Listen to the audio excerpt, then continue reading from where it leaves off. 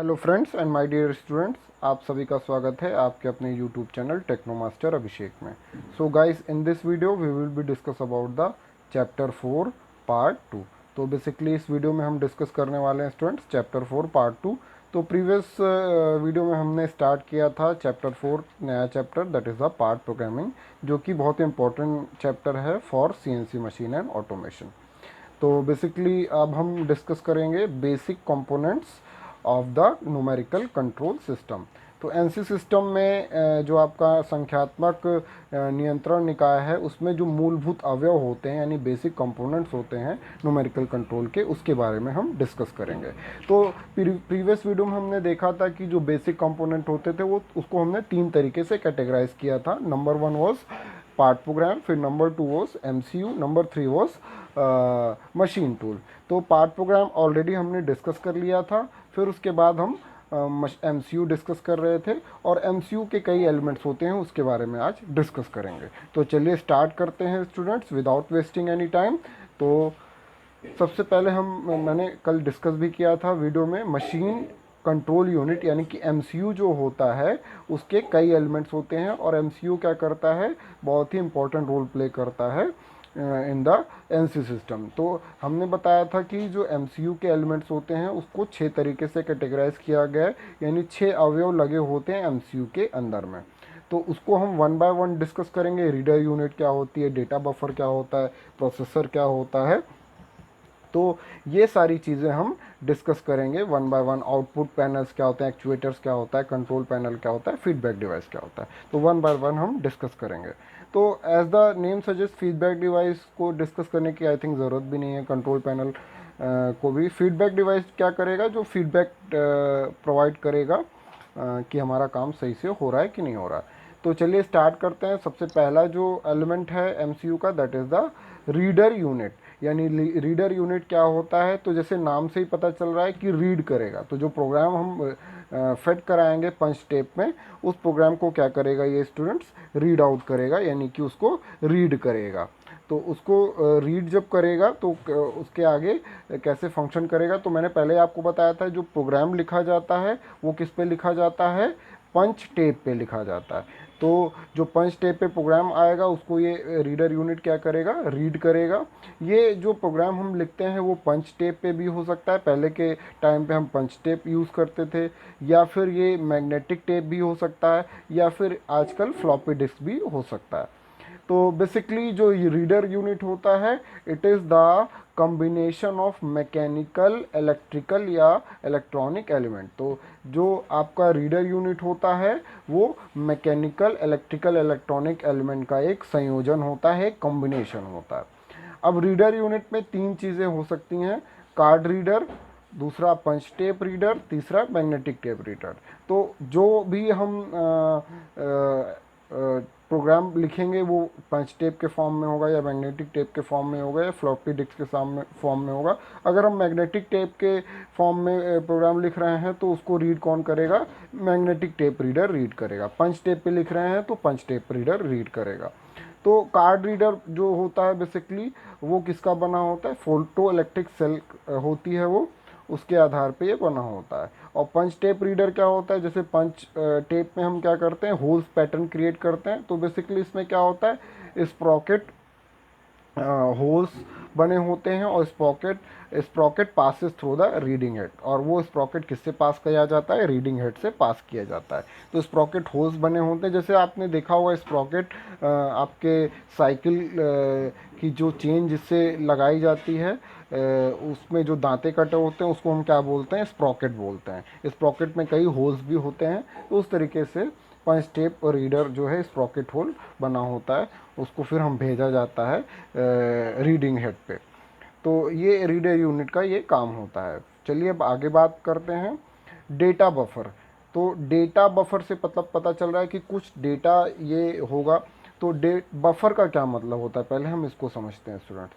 तो बफर क्या होता है, temporary memory is termed as buffer. जो आपकी टेम्परेरी मेमोरी होती है उसको हम क्या बोलते हैं, बफर बोलते हैं।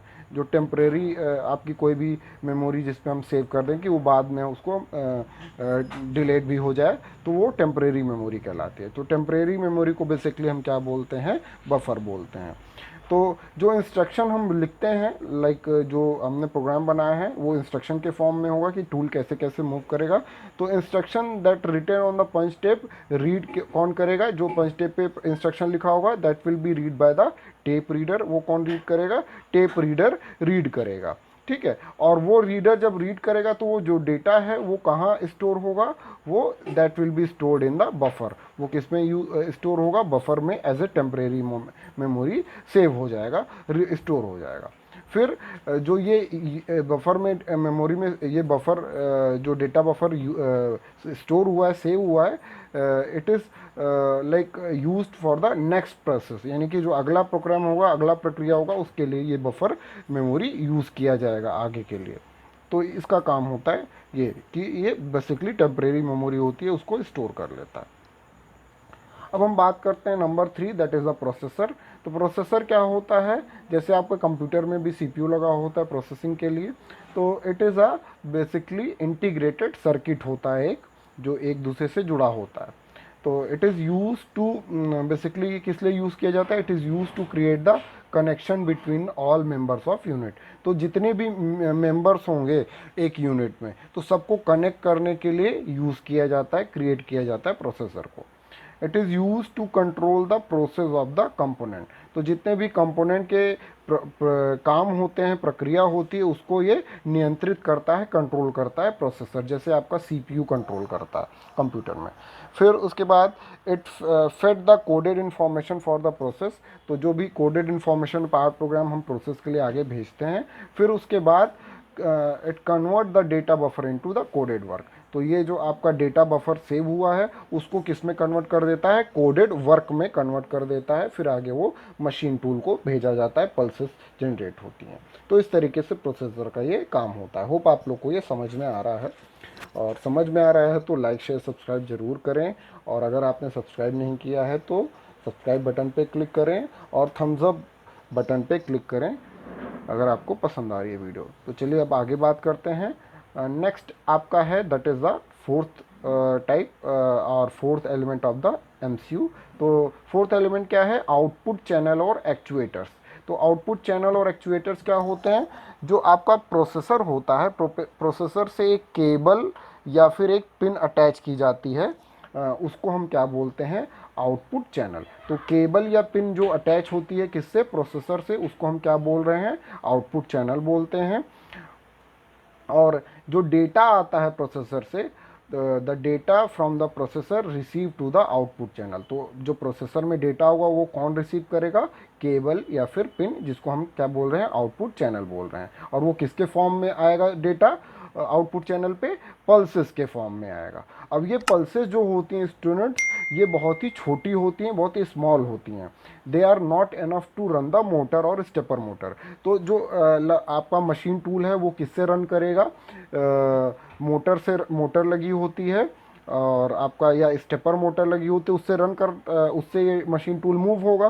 तो उस मोटर और स्टेपर मोटर को रन कराने के लिए जो ये पल्सेस आउटपुट चैनल पे आती हैं वो छोटी होती हैं, इतनी स्मॉल होती हैं कि वो मोटर और स्टेपर मोटर को रन नहीं करा पाती। इसके लिए हम क्या यूज़ करते हैं, एक्चुएटर्स का यूज़ करते हैं। तो एक्चुएटर्स बेसिकली क्या करता है, that is use to amplify these pulses. तो जो पल्सेस आउटपुट चैनल पे आ रही हैं इन द फॉर्म, लाइक जो भी डेटा आ रहा है in the form of pulses, उस पल्सेस को ये एम्पलीफाई कर देता है, बड़ा कर देता है, और वो पल्सेस फिर यूज़ की जाती हैं मोटर या स्टेपर मोटर जो भी आपका मशीन टूल से कनेक्टेड होता है उसको रन कराने के लिए। तो होप आप लोग को ये एलिमेंट सारे समझ में आ गए हैं। और फिर नेक्स्ट जो आपका था वो फीडबैक डिवाइस था, वो मैंने ऑलरेडी बता दिया कि फीडबैक डिवाइस किस लिए यूज़ किया जाता है। अब जो थर्ड एलिमेंट है आपका एनसी सिस्टम का, पहला एलिमेंट था आपका स्टूडेंट्स पार्ट प्रोग्राम, पीओआई जिसको हम बोल रहे थे। सेकंड आपका एलिमेंट था एमसीयू, जो ऑलरेडी हमने डिस्कस कर लिया है। एमसीयू के भी 5 एलिमेंट अंदर में लगे होते हैं, उसको ऑलरेडी हमने डिटेल में 1 बाय 1 डिस्कस किया है। अब हम बात करेंगे थर्ड जो एलिमेंट है, that is the machine tool NC system का। तो मशीन टूल जैसे नाम से पता चल रहा है, मशीन टूल क्या है, it consist of different machines, तो मशीन टूल क्या है, it is a different machines like lathe machine हो गई, ड्रिलिंग मशीन हो गई, मिलिंग मशीन हो गई, तो ये सारे डिफरेंट मशीन का कॉम्बिनेशन हो सकता है या अलग अलग डिफरेंट मशीन हो सकते हैं। इन मशीन को ही हम क्या बोल देते हैं, मशीन टूल बोल देते हैं। तो जो डिफरेंट ऑपरेशन होते हैं, प्रक्रम होते हैं, that can be perform like turning, facing, ये सारे मिलिंग, ड्रिलिंग, जितने भी मैकेनिकल में ऑपरेशंस होते हैं, प्रक्रम होते हैं, वो सारे ऑपरेशन हम इस पे परफॉर्म कर सकते हैं इन सारी मशीनों पे। On the basis of the operations tools can be selected with the help of automatic tool changer. तो जो भी ऑपरेशन हमें परफॉर्म करना है, मान लीजिए हमें टर्निंग ऑपरेशन परफॉर्म करना है, तो टर्निंग ऑपरेशन के लिए एक टर्निंग टूल होगा, और वो टर्निंग टूल का कोई कोड होगा। मान लीजिए टर्निंग ऑपरेशन के लिए जो टूल है उसका कोड है T2, तो वो T2 कोड जो है हमने प्रोग्राम में राइट करेंगे और वो T2 कोड को कॉल करेंगे प्रोग्राम में, तो वो जो आपका टूल है वो सेलेक्ट हो जाएगा T2। और वो कैसे सेलेक्ट होगा, ऑटोमेटिक टूल चेंजर लगा होता है, उसकी सहायता से वो चेंज हो जाएगा। जो भी आपका अगर जो भी अपने पार्ट प्रोग्राम में टूल को कॉल किया है वो टूल आके लग जाएगा और दूसरा टूल चेंज हो जाएगा। वो किससे की सहायता से चेंज होगा, ATC की सहायता से चेंज होगा, ऑटोमेटिक टूल चेंजर लगा होता है। तो होप आप लोग को ये सारे एलिमेंट्स क्लियरिफाई हो गए होंगे, समझ में आ गए होंगे। तो चलिए आगे बात करते हैं स्टूडेंट्स, एनसी कंपोनेंट्स का एक डायग्राम देख लेते हैं। तो ये बेसिक डायग्राम है, आप देख सकते हैं, ये आप एग्ज़ाम में बनाना चाहें तो बना ले, या फिर आप ब्लॉक डायग्राम भी मैं आपको शो करूंगा, उसको भी आप बना सकते हैं। तो बेसिकली ये आपका जो पूरा का पूरा सिस्टम है, that is the machine tool, जो मशीन टूल लगा हुआ है। और ये आपका जो सिस्टम देख रहे हैं जिसमें आपका डिस्प्ले भी होता है, तो ये आपका क्या होता है, MCU होता है, मशीन कंट्रोल यूनिट। और जो पार्ट प्रोग्राम है, जैसे मैंने बताया है, पार्ट प्रोग्राम पंच टेप के फॉर्म में या टेप के फॉर्म में आएगा, और स्टोर पार्ट प्रोग्राम, फिर उसको ये इस पे भेजा जाएगा MCU पे, वो इंटरप्रेट करेगा, रीड करेगा, सिग्नल जनरेट करेगा, फिर एक्चुएटर उसको एम्पलीफाई करेगा, फिर उसको इन्फॉर्मेशन मशीन टूल के मोटर को देगा। तो इस तरीके से यहाँ पे देख सकते हैं ये एक्चुएशन डिवाइस लगा होता है जो एम्पलीफाई करता है। तो इस तरीके से हम एनसी कंपोनेंट्स डिस्कस किया है, होप आप लोग को ये समझ में आ गया हो। अब एनसी प्रोसेस की बात कर लेते हैं।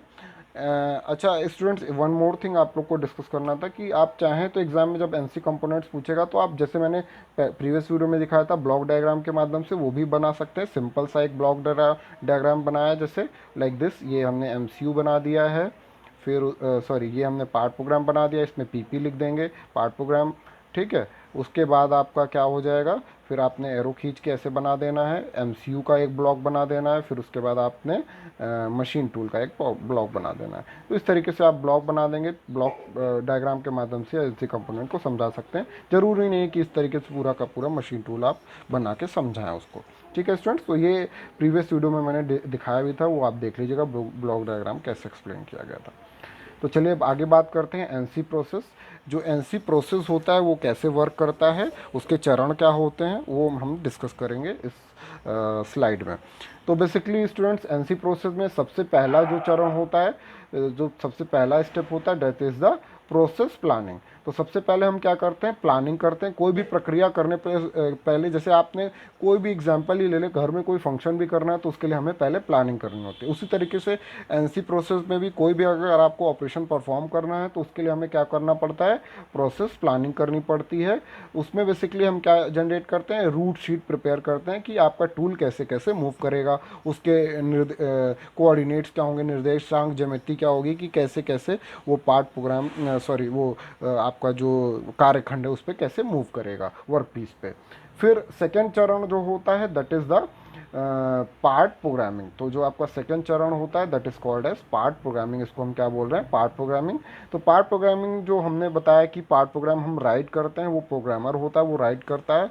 वो कैसे राइट करता है, वो मैनुअली भी राइट कर सकता है या फिर कंप्यूटर की सहायता से भी राइट कर सकता है प्रोग्राम को। जो भी हमें टूल जैसे जैसे मूव कराना है according to the route sheet, ये पार्ट प्रोग्राम हम बनाते हैं कोड्स के फॉर्म में। लाइक जैसे एक ब्लॉक के फॉर्म में एक ब्लॉक लाइन बाय लाइन हम प्रोग्राम लिखते हैं। उसके बारे में हम डिस्कस करेंगे, प्रोग्राम कैसे लिखा जाता है वो भी हमारे कोर्स में, उसके बारे में डिस्कस करेंगे आगे अपकमिंग वीडियोस में। फिर उसके बाद आपका थर्ड जो चरण होता है, हमने पार्ट प्रोग्राम बना लिया, फिर आप क्या करेंगे, preparation of the punch tape. तो जो पार्ट प्रोग्राम बनाया है उसको हम किस पे पंच करेंगे, पंच टेप पे पंच करेंगे। जो आपने पार्ट प्रोग्राम लिखा है कॉपी पेपर पे या फिर मैनुअली कहीं पे लिखा है तो उसको हम पंच टेप पे उसको होल्स के फॉर्म में, लाइक होल पैटर्न्स के फॉर्म में पंचिंग करेंगे। आपका पंचिंग जो होगा, टेप जो प्रिपेयर होगा वो पंच टेप हो सकता है या फिर फ्लॉपी डिस्क हो सकता है या मैग्नेटिक डिस्क भी हो सकता है। तो इस तरीके से जब आपका टेप तैयार हो जाएगा फिर आप एमसीयू पे भेजेंगे और फाइनली आपका प्रोडक्शन होगा मशीन टूल की सहायता से। तो इस तरीके से बेसिक 4 चरणों में हमने एनसी प्रोसेस को समझा दिया है। तो अगर एनसी प्रोसेस लिखने को आता है कि एनसी प्रक्रिया क्या है, उसके चरण क्या क्या होते हैं, तो वो इस तरीके से आप इसको समझा सकते हैं। तो होप आप लोग को आज की वीडियो पसंद आई है, आपको कुछ सीखने को मिला है। अगर पसंद आ रही है तो लाइक से सब्सक्राइब करना ना भूलें। साथ ही साथ एग्ज़ाम की प्रिपरेशन करते रहें और घरों पर रहें, सुरक्षित रहें, पढ़ाई करते रहें। और कोई भी डाउट आता है तो किसी भी सोशल मीडिया प्लेटफॉर्म पे आप पूछ सकते हैं। तो students, thank you for watching my video. God bless you.